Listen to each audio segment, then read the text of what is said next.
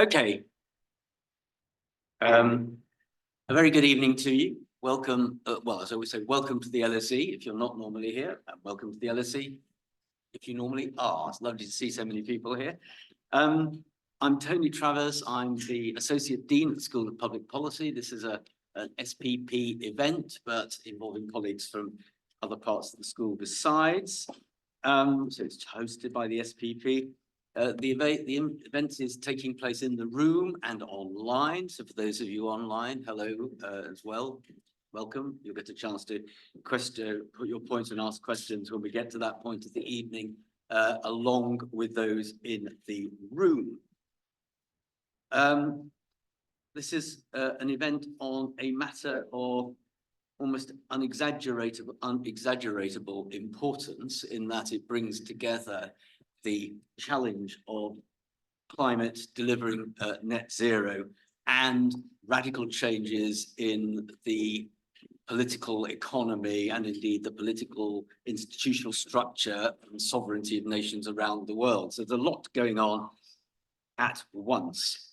And this evening, we're going to have presentations, and then there'll be an opportunity for Q&A about this challenge, which is both one for climate, but also for geopolitics and economics. And I say this with due deference to Lord Stern, who more than anybody has elegantly brought together economics and politics into his vastly influential report. But I'll say no more. So our three speakers this evening are,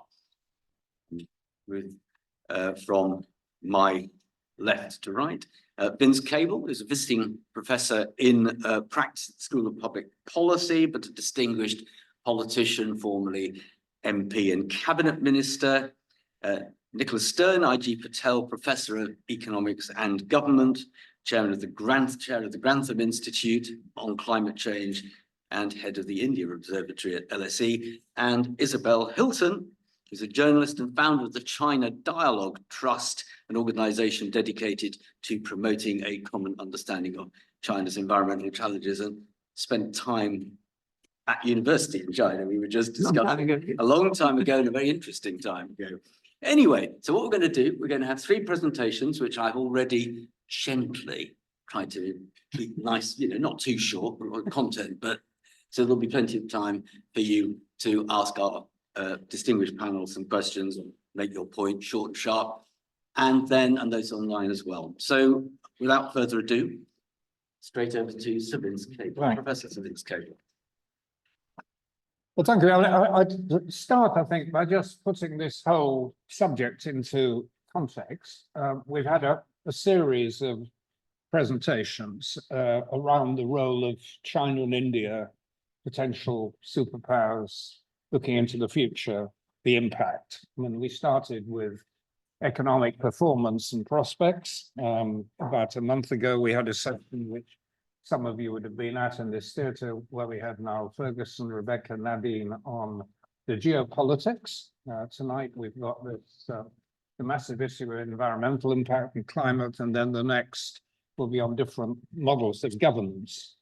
But I know you come primarily to listen to our stellar speakers, but I've got I put up a few slides that I hope will summarize the issues and help lead into the discussion. Not moving.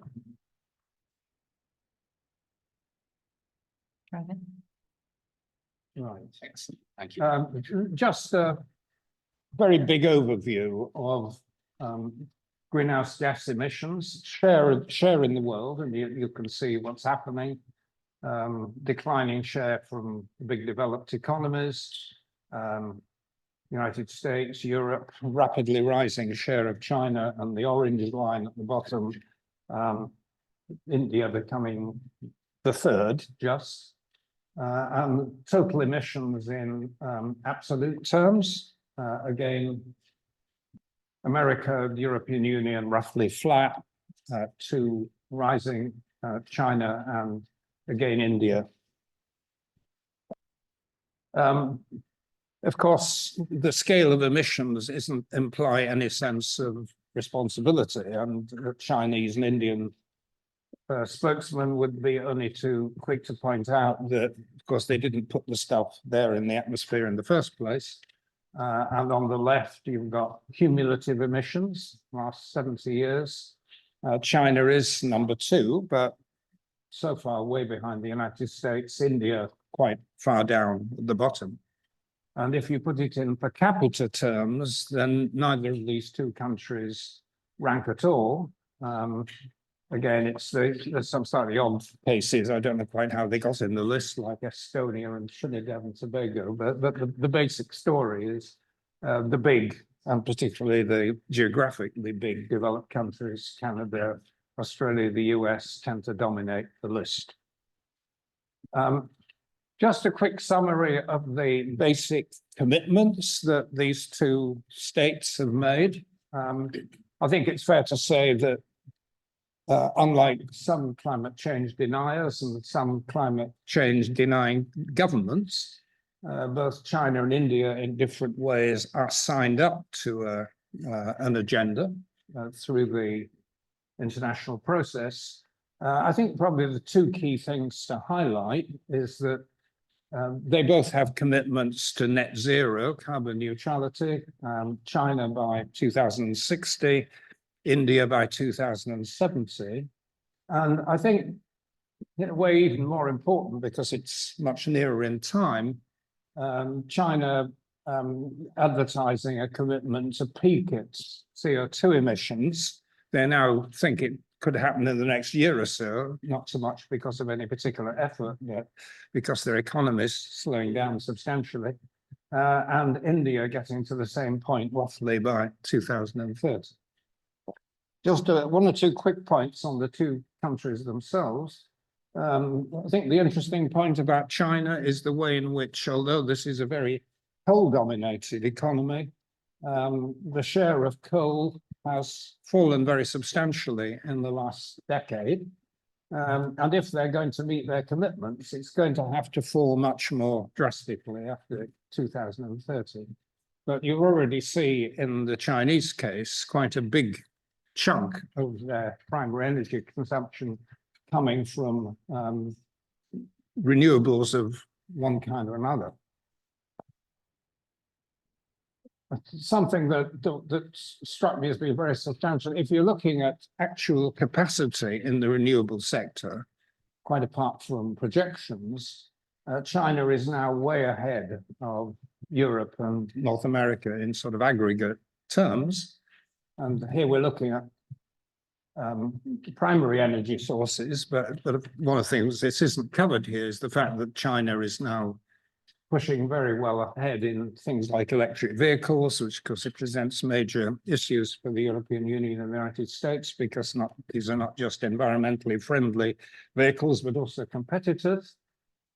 And something I hadn't quite picked up until recently, but how rapidly China is advancing into nuclear power.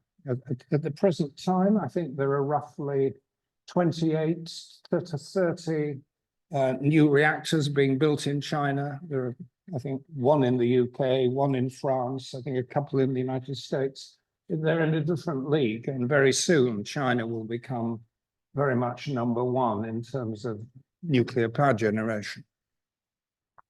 And a shift in policy focus, I've used a bit of the Chinese official jargon, which isn't always terribly helpful, but they claim to be moving deliberately from high growth to high quality, an emphasis which is terribly important in both justifying in their terms their coal dependence, but also their overall approach, the importance of national security and particularly economic security, and this awful phrase called ecological civilization, but it does imply an overall commitment to dealing with these problems. Just again, a couple of quick slides on India. And the point on the left is actually a very different profile from China. In China's case, the share of coal is falling. In India's case, it's actually rising. I mean, they are developing a renewable capacity, as you can see from the bands at the top.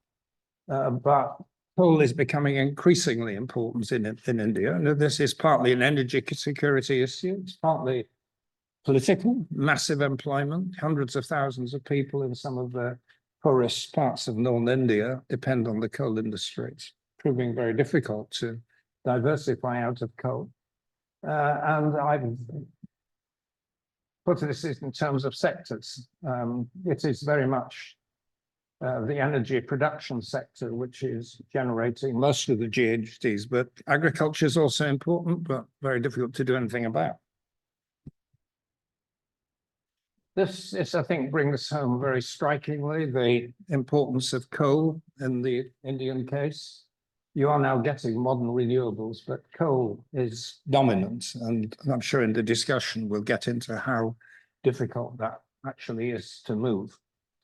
And I'll just summarize by setting out, I think China's got a particularly difficult challenge, because on the one hand, unlike China, both their population and the economy are growing rapidly and potentially growing very rapidly, and indeed need to overcome poverty. And that will necessarily generate a considerable increased volume of greenhouse gases. But at the same time, India is one of the most climate disaster-prone countries in the world. So they have a really difficult balancing trade-off to make. Well, I hope that's set the scene a little bit for Nick and Isabel to follow. So thank you. Thank you.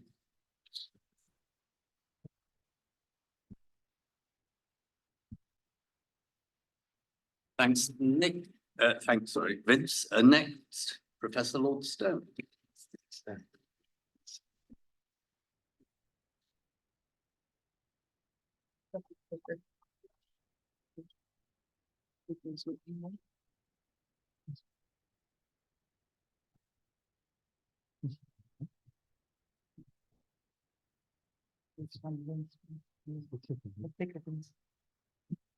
Thank you very much. Vince left me his watch, but he walked off with the clicker, so we've traded. It's very nice to be on the same platform with old friends. But I have to confess that the longevity of the friendship with Vince goes back to the 1960s, indeed to the mid 1960s. So, that is close on 60 years. So he hasn't changed a bit, I should say. Being on with Isabel, who's, I've been working quite a lot in China in my life, and 35 years in China and 50 years in India. But nothing like the depths of the knowledge in China that Isabel has, and that you will see. And of course, very close to Tony, as in many ways, including as a very enthusiastic fellow Londoner, as well as being LSE together for a very, very long time. So it's lovely to be on the same platform, and it's very nice to see you all, including those online. Now, what I want to do is to go fairly rapidly through a story which looks like this. Why it matters so much to us all, and why it matters so much to India and China to really try to get climate change under control. Secondly, to argue that investment is at the center of change. Investment in the new, in the 21st century technologies, not the technologies of the 19th and the 20th century. And to say that driving towards net zero, driving towards the clean economy is the growth story of the 21st century. Then to say something to give that a bit more detail, as it were, around new technologies, and particularly, I think, the intersection between artificial intelligence, broadly understood, and the drive to net zero, if you like, the intelligent and the green together will mutually reinforce. And then I'll say something about the 5 areas of global collaboration, which India and China must play leading role. Why does it matter so much? And what do we have to do? And how fast do we have to change? Well, if you look at current policies, we're probably heading for somewhere between 2.5 and 3 degrees. If you look at the nationally determined contributions as indicated in the various discussions with the United Nations Framework Convention on Climate Change, the COPs, the conferences of the parties of the UNFCCC, you will get to something between 2 and 2.5. That exceeding 2 is extremely dangerous. Going to 2.5 or 3 is desperately destructive. We haven't been at 3 degrees for about 3 million years, when, and that was way, way before Homo sapiens, which is only perhaps 250,000 years old, when sea levels are 10 to 20 meters higher than now. I mean, 3 degrees was absolutely catastrophic. 2 degrees would be very tough. And here I've got some of the difference between 1.5 and 2 degrees taken from the work of the Intergovernmental Panel on Climate Change.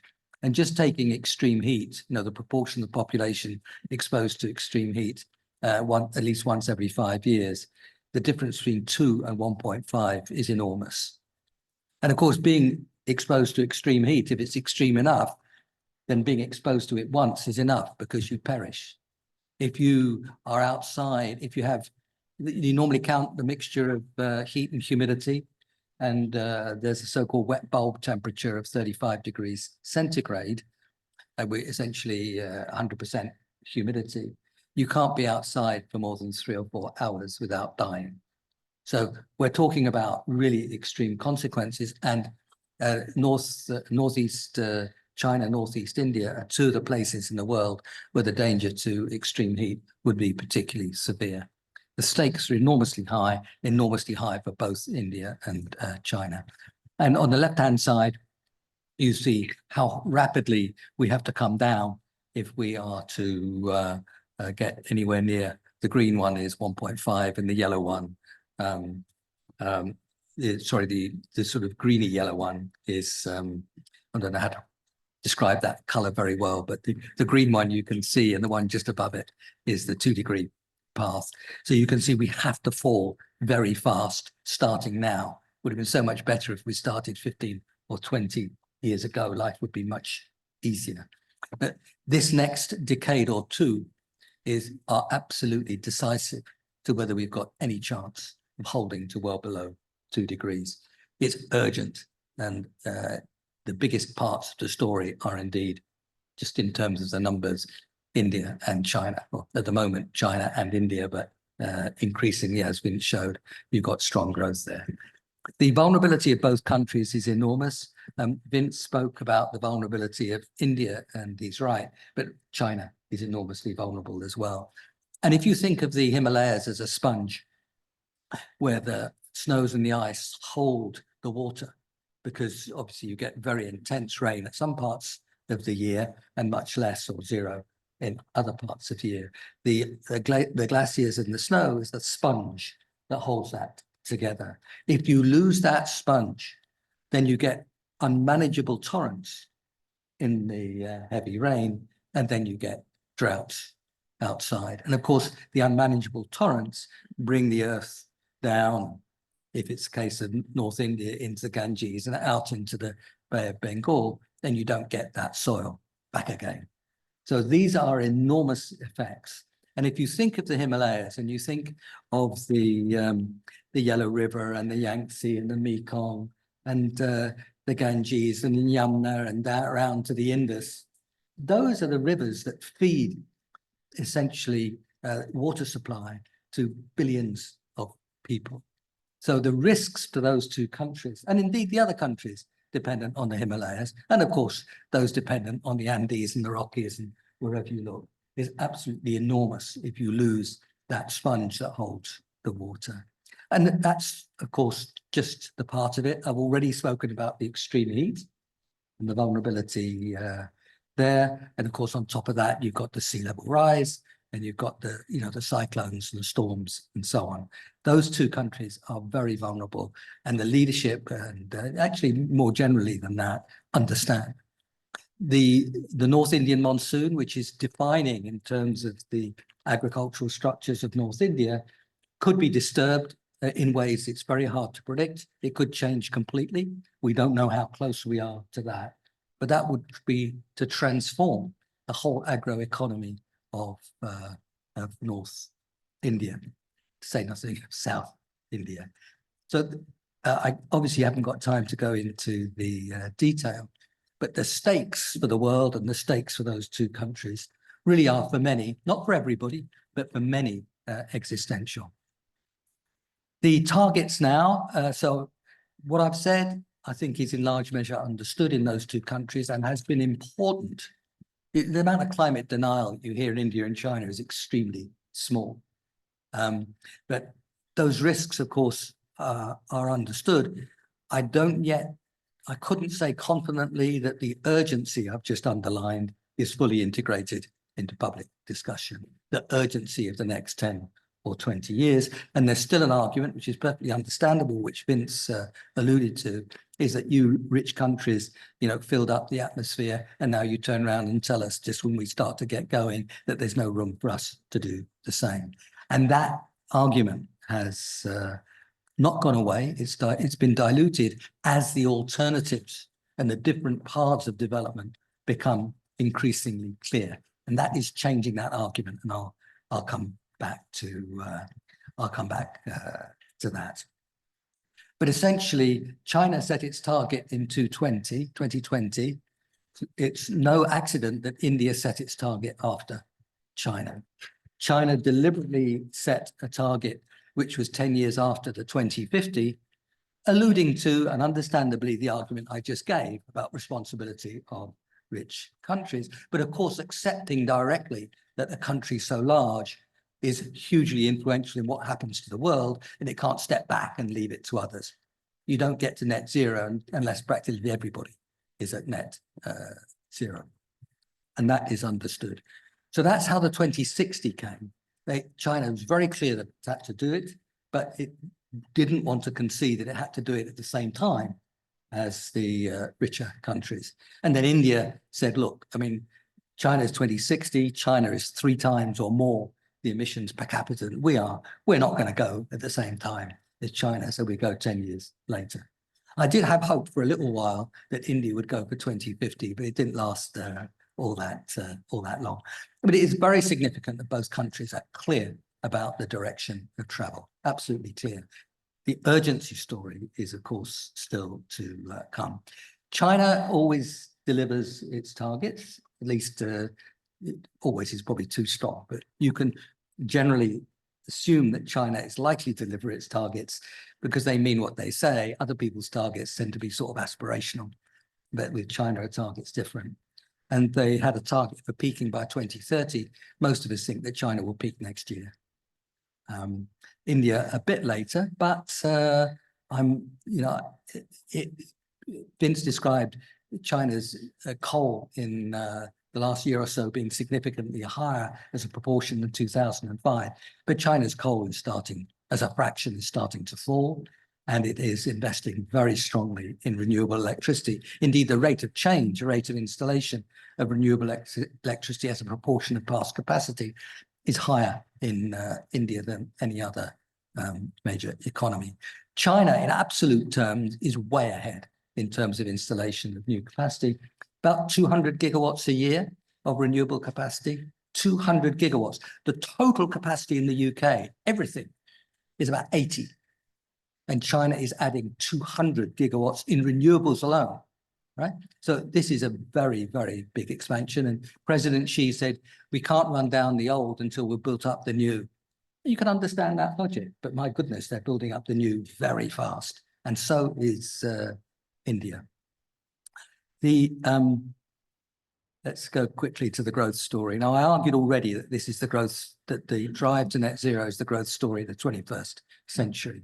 The drivers of growth you won't find in any neoclassical growth. How many people here are economists? That's pretty good, but this is the London School of Economics, and there are many of you here who could have been. There are probably many of you who would never had any chance of being an economist, but those of you who could have been made your choice. Now, the reason I refer to this here is that the kinds of features that I'm pointing to do not come into standard growth models. There's a tremendous amount of induced innovation, lower costs, learning by doing. Some learning by doing is sometimes in, but the whole Schumpeterian induced innovation is very rarely in the growth models we deal with. There are some like Philippe Aguillon, who is a professor here, who are pushing forward, but they're not there. Increasing returns to scale. Neoclassical growth models cannot handle increasing returns to scale. You ask me why, but they're essentially profit maximization in the standard sense of fixed prices requires diminishing or constant returns to scale. You really could have been and should have been economists, but these matter. The resource efficiency, you can understand whether you're not an economy. Resource efficiency is productivity, is growth. System productivity, cities where you can move and breathe are more productive than cities where you can't. And the effects, we kill 5 to 10 million people a year from air pollution. In deaths, total deaths would be a bit above 50 million a year globally. So 5 to 10 million for air pollution. We kill in the UK about 35,000 a year from air pollution. We kill from road accidents, maybe about 1,500, more than 20 times road accidents. And that of course, doesn't count the economic effects on the people you don't kill, but you maim. So these are enormous effects here. And of course, if you do it, kick up investment, as you must, and I'll come back to that very briefly, then you're going to drive growth as well. 6 very powerful stories why this is the growth story of the 21st century.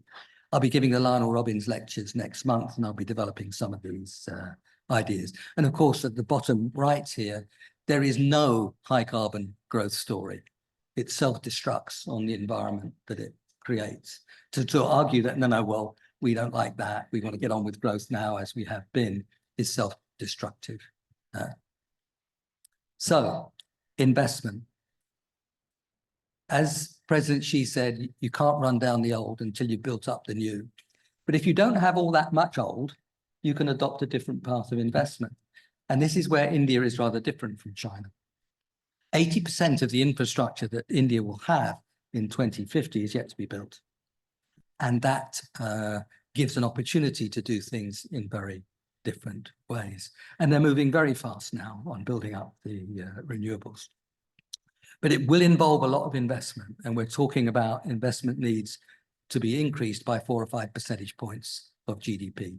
That's quite a lot, but that would take India back to investment rates as a share of GDP where it was maybe 20 years ago. This is not an impossible thing to do and a very powerful driver of growth. With China, it's a very different story because China's investment rate is so high, 35, 40% of GDP. With China, it's a question of readjusting the investment budget. So instead of building houses which are surplus to requirements and still more concrete in the roads and so on, China can switch its investment allocation over to these newer, more exciting, cleaner, high-tech industries. And that's exactly what China is doing. The most important event in the future of the world's climate history will be China's 15th five-year plan. That is for the second half of this decade. It's already in the cooker. We're talking on it. I'm talking to a number of people working on it. I'm sure Isabel is also. And my belief is that it is going to put the drive to net zero, the drive to high tech, the drive to AI, the drive to the service sector at center stage. It's going to be enormously important. And LSE has a long tradition of working with those, obviously not for, but working with those who are working on the plan. And China's commitment to this new growth story is for reasons which will not go away. China sees these new technologies as the markets of the future. China sees itself as having strong advantages already established in, low-cost solar, low-cost wind. As Vince said, it's going to be in the vanguard, is already in the vanguard of nuclear, is already in the vanguard of solar and wind. This is a global race, and China is already leading that global race. And China has for a while now seen its future in not so much in heavy manufacturing, but more in high tech and services. And of course, this story is fully consistent with that. So that's the growth story. Very quickly on technology, the clean is already cheaper than the dirty in electricity. The clean is very close to, arguably already cheaper than the dirty in terms of cars and road vehicles. I can't go through the whole thing, but it's probably less than 10 years away, the clean being cheaper than the dirty in steel, if you run through. If you can get green hydrogen down below $2 a kg, then, or $1.5 a kg, then green steel starts to be in the money. Some people we know already in Mongolia using largely wind and solar, well, using entirely wind and solar, are doing green hydrogen already at $1.5 a kg. So the clean is cheaper than the dirty across around 30% of emissions worldwide. That will rise probably to 70% of emissions within 6-7 years. There are other places in that story which are not so easy. For example, cement, for example, air travel. It's going to be longer before the clean is cheaper than the dirty. And probably for cement, the dirty will stay cheaper than the clean. And the clean cheaper than the dirty in air fuels is probably maybe 20 or 30 years away, but we never know. But the pace of change there is really quite remarkable. The intersection between artificial intelligence or machine learning and the drive to the green is very, very tight. A lot of this is about the management of systems. Managing grids now with, I mean, before long, the UK, I hope, will have a cable from Morocco, a cable with solar electricity, a cable to Iceland with geothermal. It's got the cables to Norway. Imagine then China and India, all those very big countries cabled up. You've got to move the electricity, and you've got to do it in a way that moves it over space and moves it over time. Now, increasingly with high voltage DC cables, you can move it long distances very cheaply, but you've got to move it around, and you've got to move it in a way that depends on time. It's a complicated system, and it's the kind of thing where AI will be very powerful. A lot of this will be about managing cities, as I already said, and managing cities is it's a very complex system. Tony knows more about that than any of us here. And again, the use of AI is going to be very important. It's going to be very important in behavior. A lot of this is about changing in behavior, opening up new opportunities, understanding what people are doing where. The discovery of new technologies. Those of you who followed AI will know about AlphaFold, where they found the structure of all the proteins just in a few years. It would have taken many, many decades not using AI. That kind of technology is being applied to development of new materials, which will be, some of which will be the foundations of the new batteries. Probably the lithium batteries might have a 5 or 10 years, but it's going to be something different before long. AI is already being applied to nuclear fusion and ways in which holding and controlling heat. So AI systems, behavior, discovery, very important in adaptation and resilience and understanding risk. And of course, the whole climate modeling itself. The intersection between AI and on the one hand, and the drive to green technology and the management of a rough climate system, which we're going to have to cope with anyway. This intersection is enormously important. I haven't got the time to go into any of the detail, but here is a bit more. And I'm not asking you, let's speed read. Those with very good eyesight and speed reading will be able to take all this in. But I just wanted to show that, if you dig deep into this, there's real substance in how this intersection between AI and climate action is going to develop. It will be arguably one of the most exciting areas. There are some young people here, even younger than I am, and those will be the areas where I think enormous amount will be happening. There are big advantages, different kinds of advantages in the two countries. The fact that India has so much to build and can leapfrog is itself actually an advantage. It's been a real pioneer.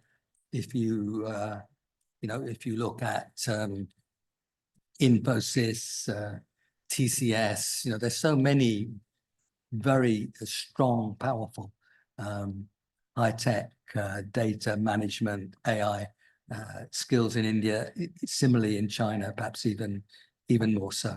So I do think that those two countries are going in this intersection between AI and the drive to net zero are going to be in the vanguard. Finally, on global collaboration. Again, I haven't got time to go into the detail of all this, but here are 5 areas where global collaboration is going to be enormously important. And I will just very briefly mention some aspects of those. I've already emphasized the technological side of things and the tipping into the new technologies, where making the clean cheaper than the dirty. An awful lot of that depends on experience and scale, and those countries have scale, and they're building the experience very quickly. In this story, the cost of capital will be enormously important. The electricity through renewables, solar and wind, is cheaper than through fossil fuels, but only if the cost of capital is 7 or 8%. If it climbs to 25 or 30%, which many African countries, for example, have to pay, then it's not true that the clean is cheaper than the dirty. So there's a big part of this story of building experience, economies of scale, innovation, will be bringing down the cost of capital.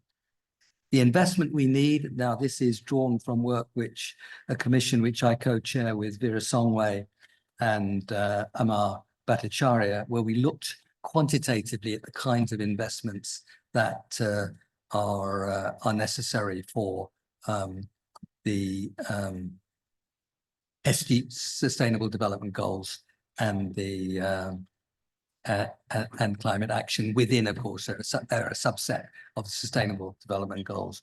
I haven't got time to go into the numbers, but we are talking about, for climate action, an increase of global investment of 2 or 3 percentage points of GDP. And I've indicated for India that would be more. For China, it would be less. But we're not going to tackle this without a big increase in investment.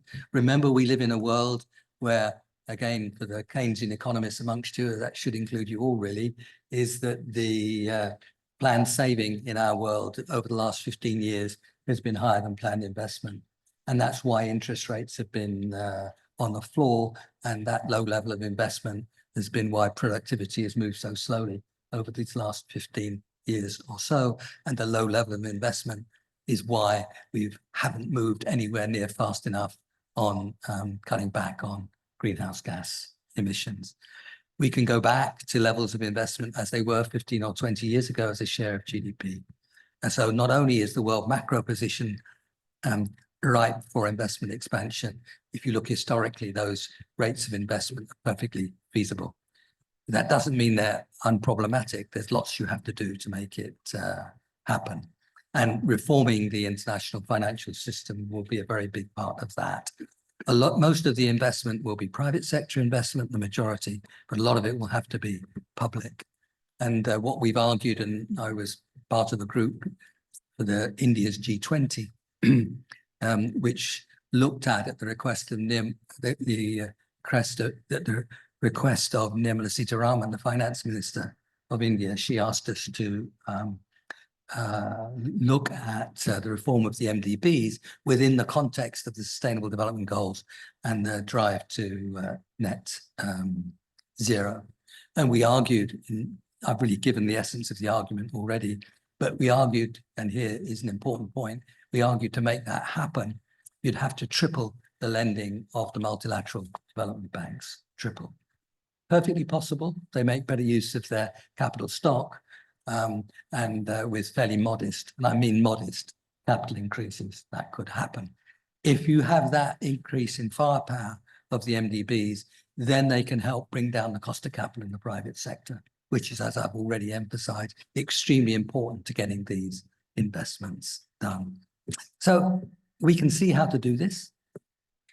we can see that India and China are at the heart of this story.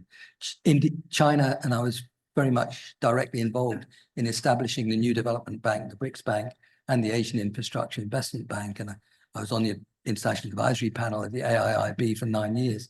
And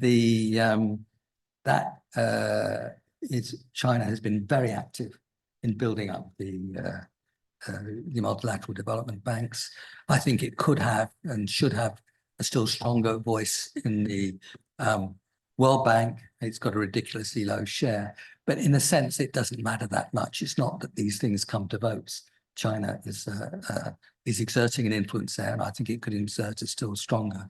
And finally, India's G20 was absolutely outstanding in terms of what it set out to do and what it delivered. It did speak in a very clear and strong way for sustainable development. The Prime Minister of India takes it enormously seriously, personally, but it's right across the private sector in India and beyond. And India's G20 presidency was enormously important. I've already referred to the group which I was on, which was established on the MDBs at the request of Finance Minister Nirmala Sitharaman. But right across the board, India's G20 was, I think, for the first time, real leadership and setting the agenda from the developing world. And India will continue to do that. And I think we know that the relationships, perhaps we can talk about that later, but the relationships with India and China are not exactly of undiluted love. But I think they do see this area as one where they share a common interest. Thank you.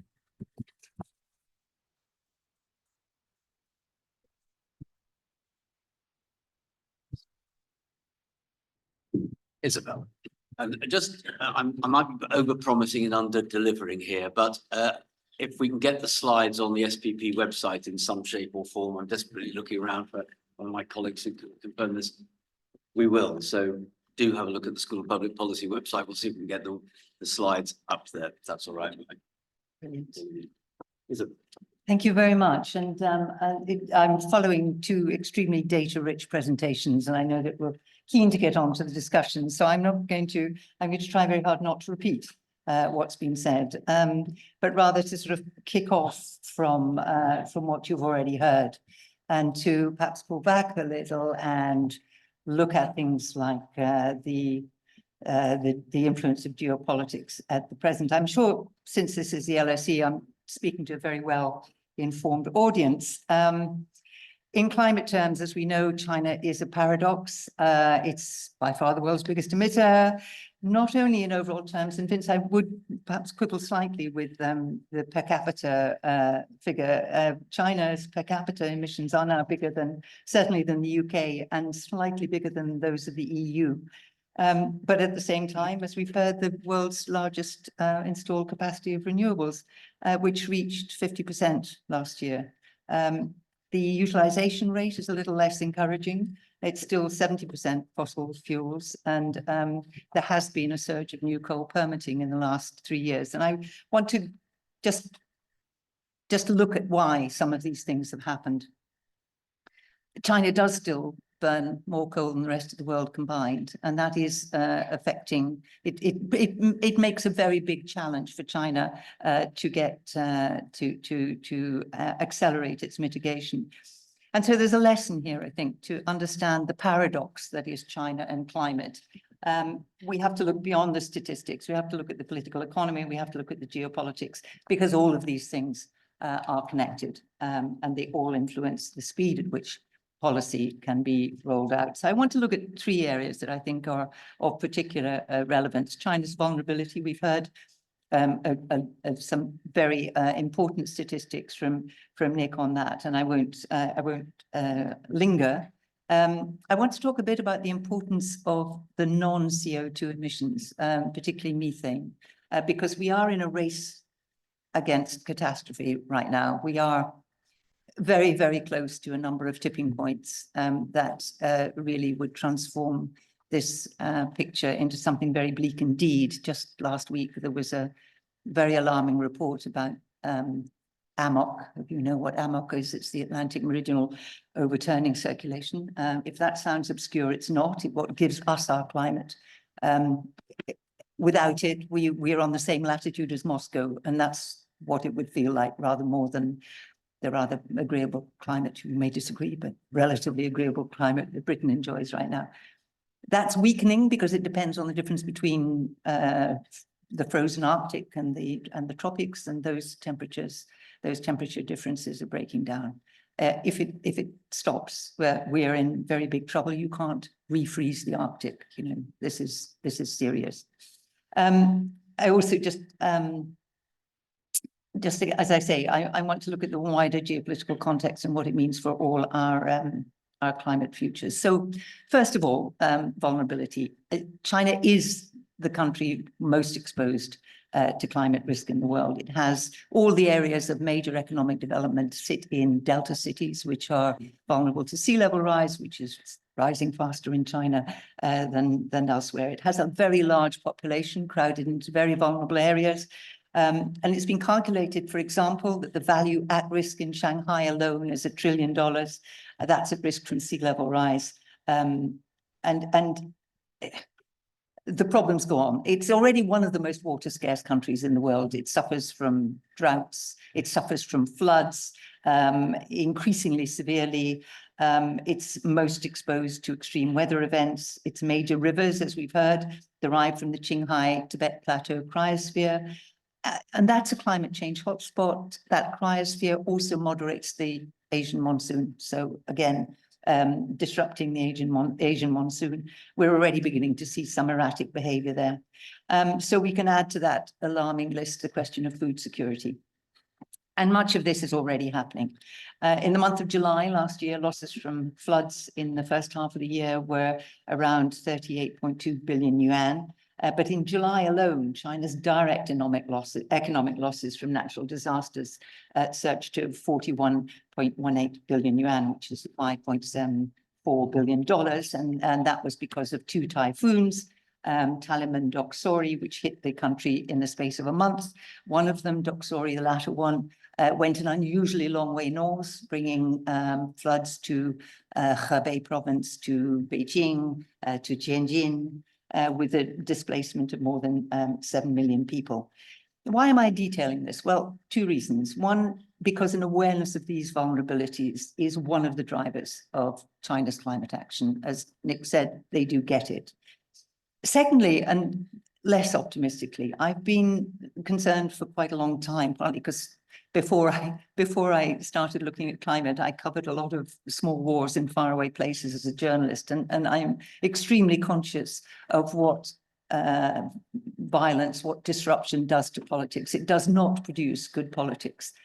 The kind of disruption that climate change has already begun to deliver to societies, economic disruption, social disruption, political disruption, is not conducive to the kind of effort that we are going to need to bring about the changes that we need to bring about, the energy transition, the restructuring of the ways we do so many things to meet the climate challenge. It's going to be much harder because we're going to be doing it in a context of repeated crises brought about by climate.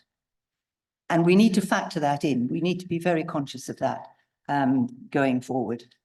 Ironically, climate change itself is going to reduce our capacity to deal with climate change, because in politics, in economics, the urgent often displaces the important. And we can see this happening repeatedly. So, you know, we are on the edge of very dangerous tipping points. So what can we do to buy ourselves time? Well, one of the things we can do is to deal with methane. And this is a relatively bright spot. It's a relatively bright spot in the rather critical cooperation between the US and China. There was this joint statement at COP26 that they were going to work together on methane. This particular initiative was then derailed by Nancy Pelosi's visit to Taiwan, which triggered a suspension of climate cooperation between the US and China. However, it's back. It came back at Sunnylands last year when Xie Jinping met John Kerry. and they recommitted to that and to a tripling of renewables. And then it played a big role at the COP in Dubai. So, well, why does it matter in China? Well, where does China's methane come from? Quite a lot of it comes from agriculture. China has I think the world's biggest flock of cattle now. If they come in flocks, I think they come in herds actually. But anyway, it's very large, and we know what they do. So that's a problem. It also grows rice in paddies, and those are also sources of methane. But the really big problem with methane in China comes from previous development choices and their legacy, which was that frantic pursuit of double-digit GDP growth that went on from the late 80s to the mid-noughties, and that was fueled by coal, and that left an enormous legacy of installed coal that remains the problem to deal with. That was a period that also produced multi-dimensional environmental crises, so air, soil, water pollution. It made China the world's biggest emitter, and it was overwhelmingly all of that because of coal. And of course, coal makes a major contribution to CO2 and indeed to water problems, but it plays a major role in methane. The energy sector is responsible for nearly half of China's methane emissions, and coal is the largest share. And, you know, China's big in everything. It's, I'm afraid, very, very big in methane. And just the province of Shanxi, which is a big coal province in the north of China, emits roughly the same amount of coal mine methane as the rest of the world combined. So we're talking very big numbers here, and that makes it very important. It's important because methane, the good news about methane is that it's a relatively short-lived greenhouse gas. So unlike CO2, which can last, 100, 200 years in the atmosphere, methane tends to degrade about 10 years in. So if you can stop emitting methane, you buy yourself quite serious, a serious kind of opportunity to do the more complicated and structural things. It's an extremely potent greenhouse gas, so it's very, very much worth doing. So finally, China did produce a methane reduction plan last November. It is slightly short of targets, and that's partly because this is a relatively new field. China did have a previous methane reduction plan in about 2005, but it didn't work. And essentially, this is a field that is under construction. The basic data, the methodology, where are the sources, how we deal with the sources, that is pretty much still to be built. And so there are proposals in the methane reduction plan. However, we don't quite have the targets, and China, as we know, operates very firmly to targets. And because coal is such an important source of methane, there are other complications. The complications of the resurgence of coal of coal permitting. It hasn't grown as a proportion of energy, but it hasn't diminished either. We expected it to diminish about 2017, 2018, and it didn't. Instead, we had a wave of new permits. And to go back to geopolitics, we need to understand why that happened. If you're China and you think about energy security, you think about coal.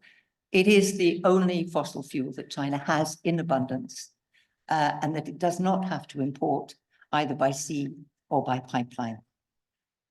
So that's all right. You can depend on imported energy when you're confident about the geopolitical situation. But as tensions rise and you get worried about a possible outbreak of hostilities, or indeed an actual outbreak of hostilities, you begin to look at it rather differently, and you default to security. And when you default to security in China, you default to coal. And if you track the major speeches that were made in China over that 4 or 5 year period at, say, the Party Congress or at Lianghui, you find that the references to climate begin to diminish in number, and the references to security begin to grow. Xi Jinping, in any event, is known as a leader who is keen on the securitization of everything, including information. And the question of security in China, which begins with, of course, party security, but is also national security, has come to dominate the argument about climate. So when the international order is calm, you can rely on imported fuel. But the international order is anything but calm at present, and I cannot see calm returning anytime soon. So there are other factors. This is the new coal-fired power stations that were permitted over the past few years. It's also true that actually most of China's existing coal-fired power stations operate at a relatively low capacity. So why do we need new ones? We need new ones partly because of the way the contracts are fixed on the grid, that they tend to, the coal-fired power stations tend to have annual contracts. It's hard to get renewables onto the grid because the priority is given to existing contracts, and there is a limit to the capacity that the grid has to deal with this very rapidly growing renewable sector. These are problems that not only in China, China has them large, but everybody has them. So there is work to be done on the grid for this increasing surge of renewables, which we all hope to see. So again, I mean, China's pipeline, it is still an outlier on coal. And the methane reduction plan is still at the stage of stipulating that China needs to increase its ability to monitor, to report, to verify emissions from now till 2025, and significantly increase its ability to do that between 2026 and 2030, and then to establish frameworks for policies. So this is urgent, but it's not moving quite as fast as we need to. China has had spectacular success in building its position as a supplier of low carbon goods and services to a carbon constrained world. And that was a result of a series of circumstances that came together in the mid-noughties. China, 2005, becomes the world's biggest emitter, but also that catch-up model of growth, that very rapid, low added value model of growth, was beginning to run out of steam at that point. And they were beginning to think of how you move up the value chain, what are the technologies of the future, and from then on, invested in successive 5-year plans in low carbon technologies, every aspect of low carbon technology with enormous success, thus becoming the dominant supplier, which is now, you hear complaints about in Washington and Brussels and London. Well, yeah, but you know, we have incumbents who resisted this move, and China did it. It is causing trade tensions, and it will continue to cause trade tensions. So, but China, that is the big success of China's climate program. The less big success is the mitigation. So like other countries, like most other countries, China has made a lot of progress, but is still not on track for 2 or 1.5 degrees. We would hope that the new NDC, which is to be published next year, will get us there. However, for the last 8-9 years, we have consistently seen geopolitics disturb the kind of rate of progress that we need to make for climate, and constant interruptions of cooperation. The importance of US-China cooperation, I really can't, you know, it's very hard to overstate that. Copenhagen broke down because, amongst other reasons, there was no US-China cooperation. Paris succeeded because 2 years earlier, Barack Obama and Xi Jinping had shaken hands and agreed to work together for Paris. It transforms the chemistry of international climate diplomacy, and without it, it's all a bit harder. It's not that it can't be done, but it's harder. You spend a lot of energy trying to kind of get processes moving without that benefit of the US China cooperation. And it's very, very uncertain. We've moved into an era of global politics, which is moved away from the levels of cooperation and trust which characterize the era of globalization. You don't go for globalized trade if you don't assume levels of trust. We no longer have those. We're moving into a world where big countries are playing a zero-sum game. And that is not helpful for the kind of climate cooperation that we need. Half the world is going to vote this year. A lot of those elections matter. One matters in particular, the one we're all dreading in November in the United States. The last time Donald Trump was president, he pulled out of Paris on day one. Well, I don't need to rehearse the lunacy of Donald Trump, but he could be president again. And then we really do have a problem. The Russian invasion of Ukraine, what has that to do with climate? Well, it has quite a lot to do with climate because not only is war very bad for the climate, the pressure of Russia's actions is diverting funds away from climate programs towards national security programs. Everybody, particularly with the problem that Trump may pull out of NATO, I mean, you know, this is a perfect storm of diversion, of attention, of policy, and of funds. And you can see it in Europe already. And this is not helpful. This is going to get worse. We have the tensions which are coming to a head in Germany. Germany, the most successful country trading with China, ran a trade surplus for years, invested hugely in manufacturing cars without deindustrializing at home, is now losing market share in China and under threat. Its automobile industry is under major threat from incoming Chinese EVs and automated vehicles. And that is a major political problem in Germany. Elections in Europe, we're seeing the rise of the far right. In Germany, AfD has a substantial share of the vote in a number of key länder. The far right is climate hostile across the world. So, you know, we are facing in our own countries a lot of political obstacles. We are facing geopolitical uncertainty and a retreat to security. So, so it's not great, but never mind. We carry on. This is just one example of the tensions between the EU and China, which will get worse this year. What will China do? Well, China will do what China will do. China will do what Xi Jinping decides China will do. China will not pull out of any climate deal. It didn't last time. It's bet the industrial farm on low carbon technologies, and China understands what climate change means to China. But I think that in this context, China will become harder to influence, if you like. China will move at the pace that China finds suitable and convenient. That may not be fast enough for all the reasons that I've mentioned. So I think we all need to get on with it as much as we can. And I'll stop there. Thank you.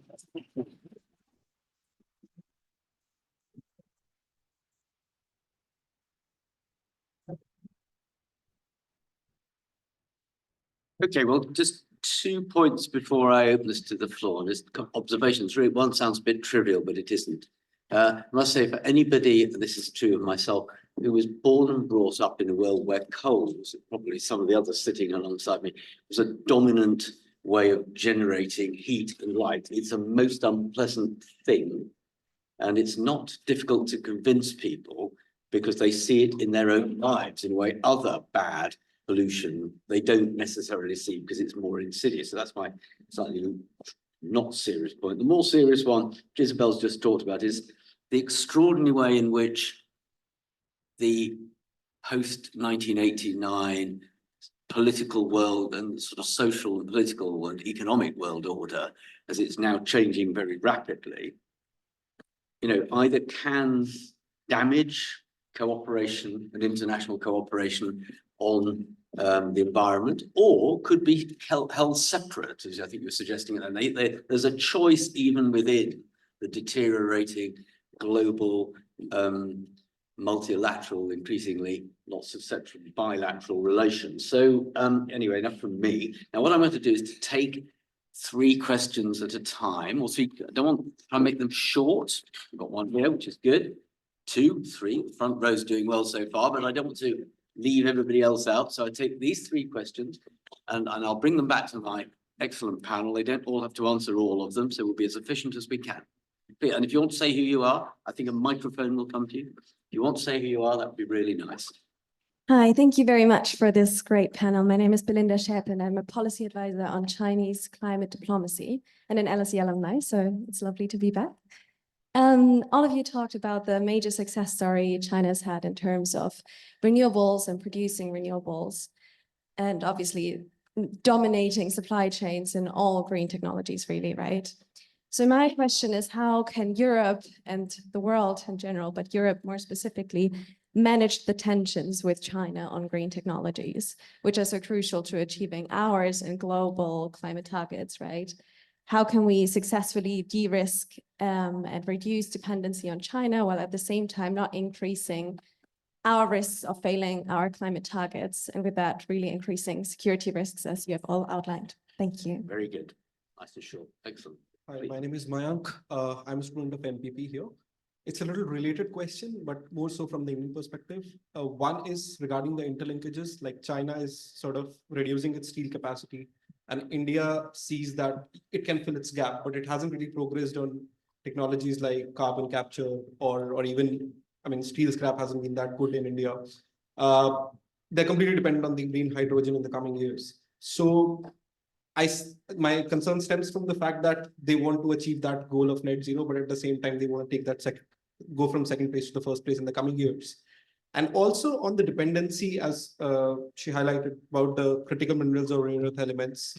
I mean, India really hasn't had a stable policy with respect to imports. At times they impose safeguard duties on solar panels and all. They want to build their domestic industry as well and reduce the dependency on China as well to achieve that goal. So how do you see that concern lining up in the coming years?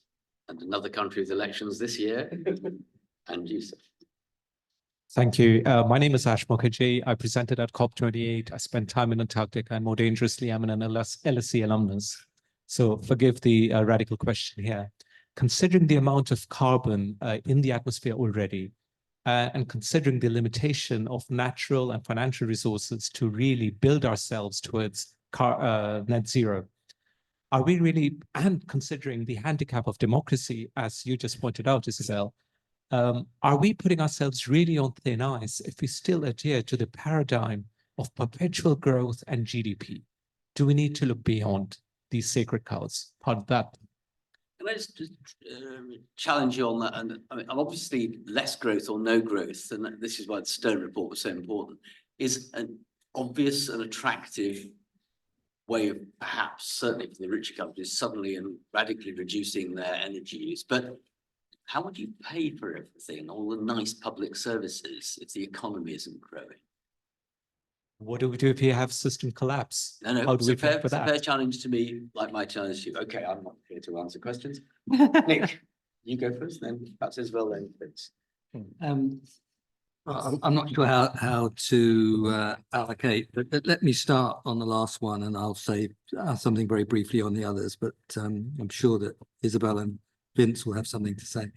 You don't get to net zero by having zero output and or zero population. If we stop growth right now, we'd still be emitting somewhere between 55 and 60 gigatons of CO2 equivalent a year. You get to net zero by breaking the relationship between the way we produce, consume, and live on the one hand, and the damage we do to the environment on the other. So I just don't buy the anti-growth story at all. It's doesn't get to grips with the essence of the issue, and it is politically hopeless as well. I mean, I attach more weight to the former, but I also attach weight to the latter. And people often begin it with perpetual growth. We're not talking about perpetual growth. When I talk about the growth story of the 21st century, I'm talking about the next 30 years. If we really manage to transform our economies to net zero economies in the next 30 years or so, then a whole set of different questions open up. And I hope we're way past the era when the only thing that people look at is GDP. I mean, give me a break. We've had the Millennium Development Goals since 2000, Sustainable Development Goals since 2015, and so on. So that's my view on growth. And we're not talking about infinite. We're talking about the next 20 or 30 years where we can really transform the way that we do things. I do think that India can do pretty well on green hydrogen. Mukesh had the 111, you know, going to the head of Mukesh Ambani, the head of Reliance, you know, going to $1 a kg for hydrogen in 1 decade. And Mukesh reckons he can beat that. I've already mentioned that in China, in some places it's down to $1.5 a kg. If you can get down in that range, then green steel starts to be in the money. You know, we're not there yet on sufficient scale, and there's lots more work to do on the technology of green steel. But I think that's within 10 years, and it may be a little less. And India could well be a big part of that. But we're going to see a very interesting rewrite of economic geography. You know,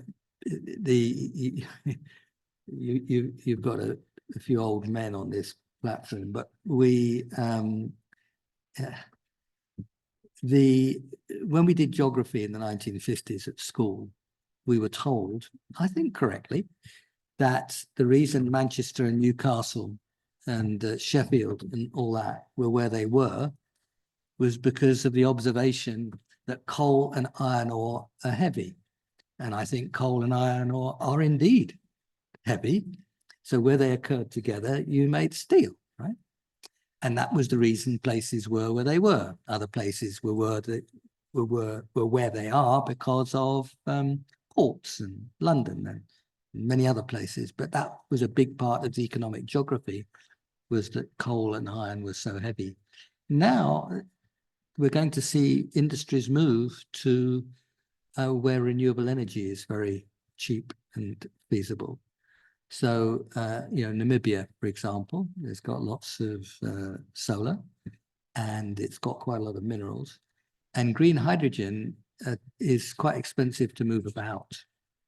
So we're going to start to see a rewrite of the economic geography. But I do think that India is going to be a big part of that story.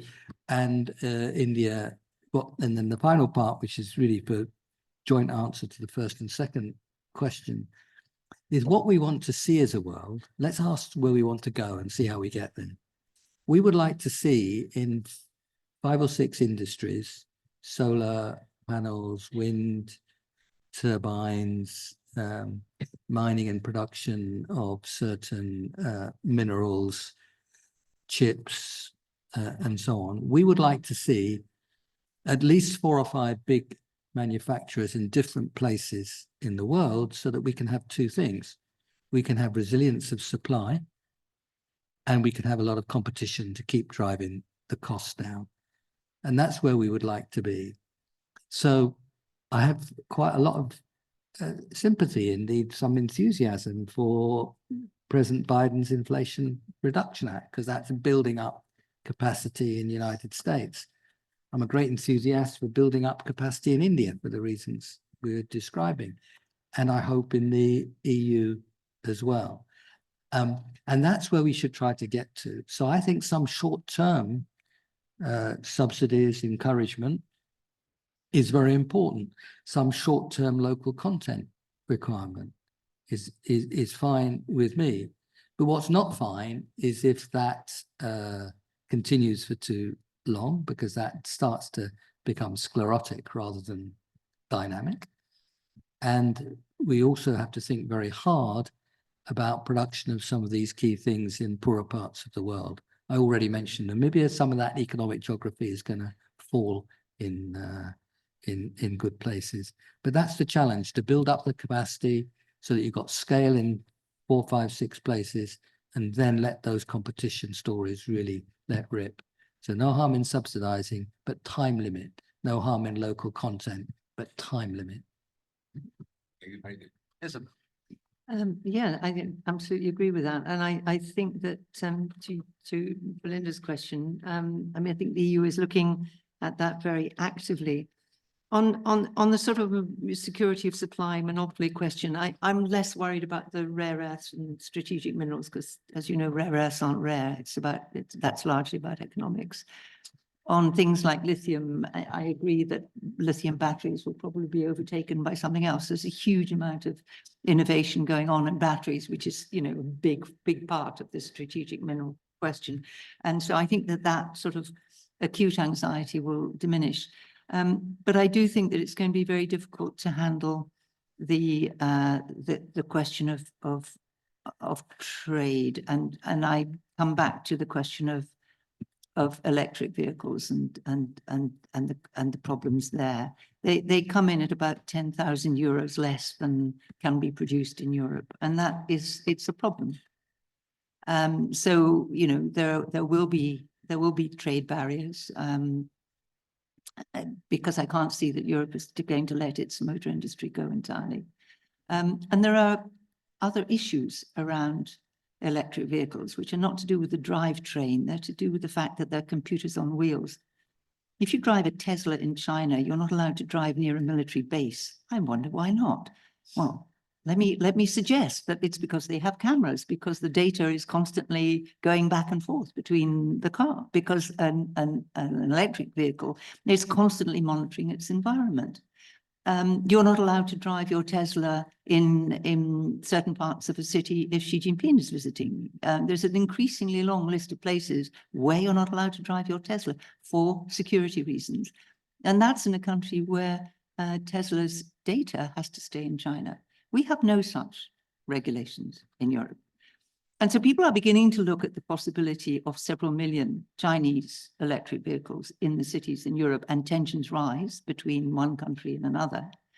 And the capacity for disruption is absolutely extraordinary. This isn't a question of hacking. There is a problem of hacking into electric cars, but you don't need to hack if you built the car and you are the source of the data, you're the source of the software updates.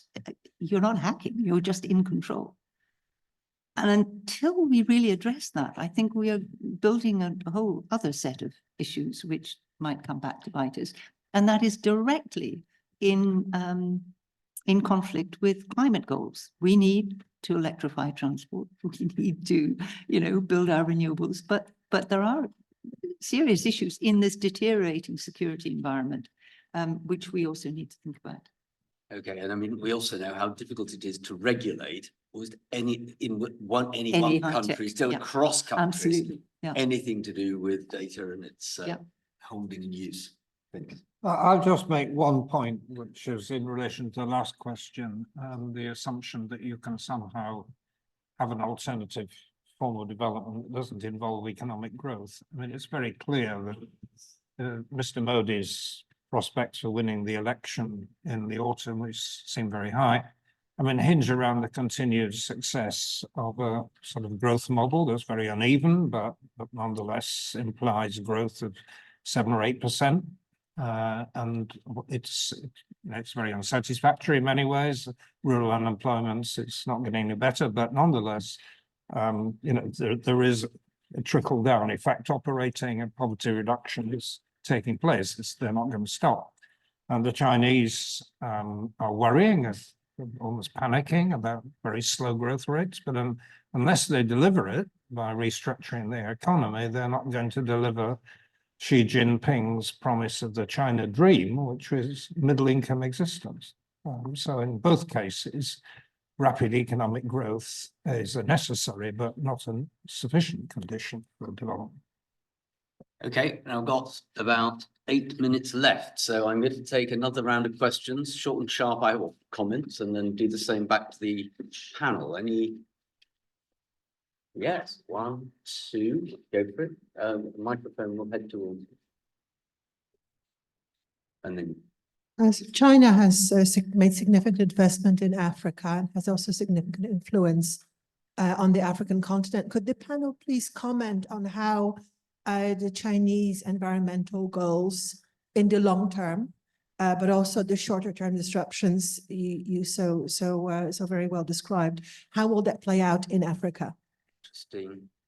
Interesting, a lot of interesting questions, but it's another very good one. Yep, and in the middle here. Thank you very much. My name is Katya Perimanova. It's understood that in order for the world to align the emissions to the 1.5 degree cap of Paris Agreement, everybody needs to tighten their NDCs, the national contributions. Thank you. So everyone has to pitch in and improve those. But is it possible that if China reaches its net zero earlier, for example, in 2050 instead of 2060, while all other countries are essentially following their current business as usual NDCs, is it possible that we will be aligned with 1.5 Paris goal then? Thank you. Definitely one for Nick. First question was first question is, how will China's policy in relation to Africa influence climate or these kind of policies in Africa? Have I got that about? That's what it was. Okay. Okay, we've got two great questions there, so I'm going to bring them back to my panel. Vince, you go first this time. Well, to the extent to which we can generalize about China's very big engagement with Africa, helping the environment doesn't rank very high, I think, amongst the priorities. I mean, they deserve some credit for the fact that they do take a long-term view about African development. And, you know, one has to accept that the reason why the Chinese are so prominent in Africa because Western governments and Western multinational companies walked away. There was a vacuum and they filled it. But you know, and there are some very good Chinese projects in Africa. You know, I happen to know quite a lot about Kenya and I live there. And some of it's good, but there was an awful lot that suffers from corruption in some cases, destruction of the environment in others. And certainly environmental sustainability was not top of the list of priorities when these big infrastructure projects were devised. Very good. Isabel. Yes, I agree with that. But I think it's gone in phases. I think China's initial interest in Africa was largely about extraction. It was about minerals. And indeed fish. West Africa's fished out by Chinese trawlers. So that's not so good. But if you look at Belt and Road, it's launched in 2013. We've just had the 10th anniversary. If you look at the investment pattern in Belt and Road, you have very high spirits for about 5 years, and then it starts to drop. In that first 6 years, that the energy investments were overwhelmingly in fossil fuel. It was still building coal-fired power stations. There were lots of heavy fossil investments. There were reasons for that. One big thing that BRI was doing was allowing surplus capacity in China to be exported. And that included the capacity to build big dams, infrastructure, pour concrete, and build coal-fired power stations. And the private and the renewables field in China at that point was largely private, and it didn't have the depths of capital. It didn't have the backing from the banks to take risks and go abroad. It just couldn't do it. So what's changed? Well, that China has less money. There is much less investment in big capital expenditure. And the big SOEs in the state-owned enterprises in China are moving into renewables. After Xi Jinping's announcement at the UN General Assembly about the targets, it was a very strong signal that the big energy companies in China had to get their act together, and they have done. So you have SOEs now moving into solar, into wind, into offshore wind. And that means that those companies can invest in Africa and can begin to build renewables. And the second part of Xi Jinping's promise not to build new coal anymore on the Belt and Road was a commitment to help countries develop renewable energy systems. There is no country better equipped to do this than China if the money can be sorted, and that's Nick's domain, not mine. They will need the money. No, I very much agree with what has been said about China in Africa. And China has partly been looking for its needs in terms of natural resources and partly what it's good at. And it is very good at renewables now, as Isabel was describing. So let me just relate one other thing rather than repeat that, is that for many years, I worked very closely with Prime Minister Meles Zenawi, first when I was chief economist of the World Bank, then on the Commission for Africa, and then on climate, where we together negotiated the famous 100 billion in Copenhagen. And he was very clear that he wanted to build up the multilateral development bank system, including the creation of new banks, the BRICS Bank and the Asian Infrastructure Investment Bank. And he was very influential in the early discussions of those because he had a flood of Chinese money and he wanted to work in a way that made it more transparent and reduced the political and sometimes corrupt pressures on him. So he saw the multilateral development banks as a way of bringing that kind of transparency so he could benefit from the low-cost money and the skills whilst not suffering so much of some of the other stuff that came with it. He was absolutely visionary and by far the most intelligent prime minister I've had the pleasure to work with. And he gave an answer, really, a partial answer to that question, which is the multilateral system. And I still think that's a big part of the answer. And of course, when I was speaking, I emphasized how important it was to triple the lending capacity of those institutions. On China and 1.5 and the NDCs, well, China's enormously influential, just the weight of the numbers. I mean, ballpark 30% of the emissions. So what China does is enormously important simply in that weight of numbers. I think what China does is also enormously important in terms of the low-cost ways of doing it. So if somebody gives you a cheap way of producing renewables, one of your first things would be to send a thank you letter and accept. But of course, at the same time, looking into the future, you want to ask, is it going to stay cheap? Are there alternative sources of supply and so on? But the fact that they offer stuff cheap seems to me to be a massive tick in the advance towards a low cost, low carbon economy. But remembering we have to keep it that way.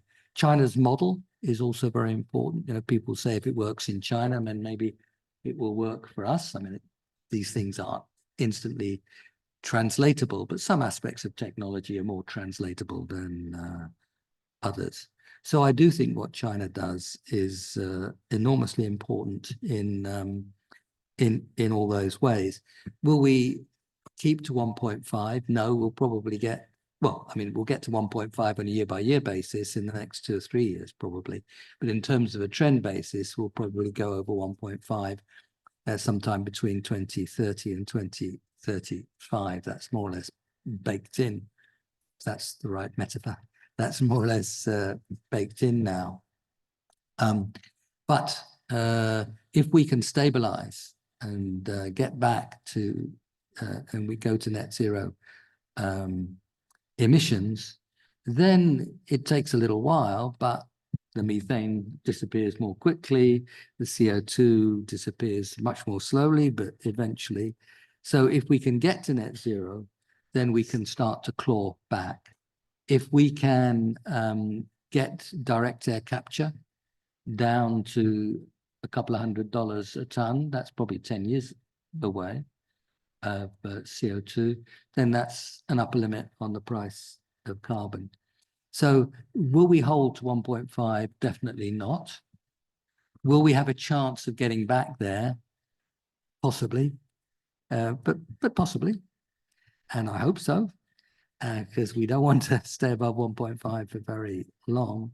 And will China be influential in that? Yes, it will be enormously influential. And I think China will peak its emissions in the next couple of years, well before 2030. Once it's peaked emissions before 2030, I think China will sign up and say, we will peak emissions before 2030, because more or less it will already have done so. And so it will bring forward that target. And that's the kind of thing that can give us a bit of momentum.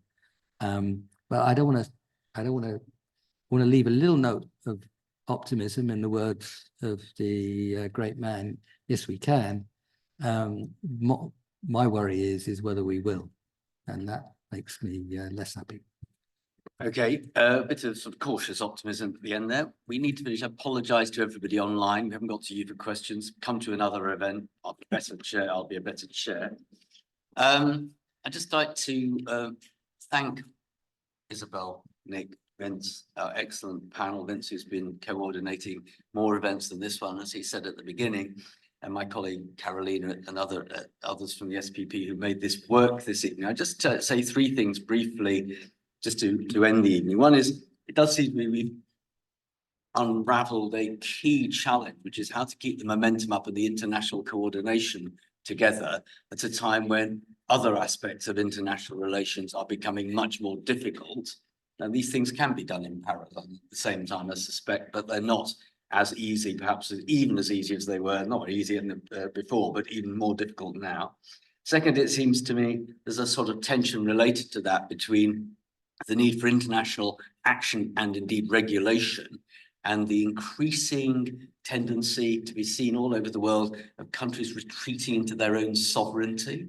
That's not unique to any region of the world or country. There's a lot of that going on. And then last but not least, the challenge of broadening the kind of discussion we have here this evening, which is absolutely fascinating, in order, or do I mean narrowing it, but making it comprehensible in elections so that more people, more voters are voting about it and pick up some of the themes that they normally aren't presented with in an easy to comprehend way. And I think aspects of this has got far better. It remains a challenge, it seems to me, for Democrats and experts helping Democrats around the world. And indeed non-Democrats for that matter, everybody.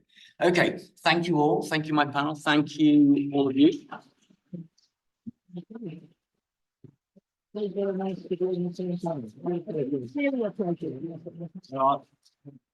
Further SPP events, there are further LSE events on our website, so come to as many as you can. Thank you very much.